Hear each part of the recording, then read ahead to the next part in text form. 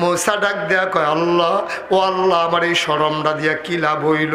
তুমি কইলে 100 বছরের আগে বৃষ্টি হবে না, ঘরে ঢুকতামও পারলাম না, শুরু করাই দিয়েছো। এটা কইলে দইতো দিলা কি আল্লাহ, কইলেই বা কি আল্লাহ বুঝলাম না। আল্লাহ ডাক দেয়া কয়, মূসা রে, মূসা 100 বছর পরেই বৃষ্টি হওয়ার কথা ছিল, কিন্তু এটা শোনার পরে হরিণ যখন বলছে আলহামদুলিল্লাহ আলহামদুলিল্লাহ শোনার কারণে আমি আল্লাহর প্রেমের দরিয়ায় ঢেউ শুরু হয়ে গেছে।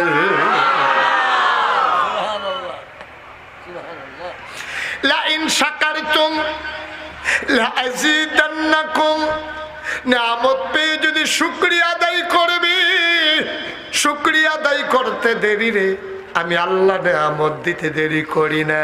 হরিণ যখন বলছে আলহামদুলিল্লাহ, আমি মিকাইলকে ডাক দিয়া বললাম, মিকাইল, যাদের এখন পানির দরকার তারা শুনলো বৃষ্টি হবে 100 বছর পরে।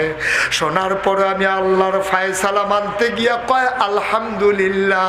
যে হরিণ 100 বছর পরে বৃষ্টি হবে শুনে আলহামদুলিল্লাহ কয়, যা যা যা, আমি আল্লাহর কুদরতে ও এলাকার উপর দিয়া 100 বছর পরের বৃষ্টিটারে আগাইয়া এই মুহূর্তে বৃষ্টি দিয়া দেই।